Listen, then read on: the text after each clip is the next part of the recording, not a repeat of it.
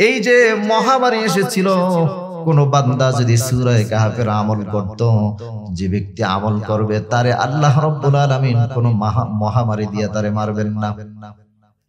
শুধু এতটুকু নয়, তাফসীরের মধ্যে এসেছে কোন বান্দা যদি সূরাতুল কাহফের প্রথম 10 আয়াত এবং শেষের 10 আয়াত রাতের বেলা ঘুমানোর আগে যদি তেলাওয়াত করে ঘুমায়, আমার আল্লাহ রাব্বুল আলামিন তাকে এত বেশি নিরাপত্তা দিবেন, এত বেশি নিরাপত্তা দিবেন, ওই ব্যক্তি ঘরের দরজা জানালা খুলে ঘুমাবে, কোনো চোর ডাকাত ঢোকার সাহস পাবে না। শুধু এতটুকু নয়, কিতাবের মধ্যে এসেছে কোন বান্দা যদি সূরাতুল কাহফ প্রথম 10 আয়াত এবং শেষের 10 আয়াত নিয়মিত আমল করে, ওই লোকটা মৃত্যুর আগে মেসেজ পেয়ে যাবে সে অমুক দিন মারা যাবে। আওয়াজ দিয়ে কোন সুবহানাল্লাহ।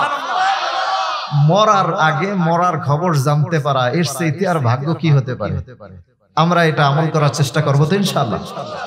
শুধু এতটুকু নয়, আমাদের নবী দো জাহানের বাদশা হাবিবুল্লাহ মুহাম্মাদুর রাসূলুল্লাহ, যাকে আল্লাহ তাআলা বলেছেন লিয়াগফিরা লাকাল্লাহু মা তাকদ্দামা মিন যামবিকা ওয়া মা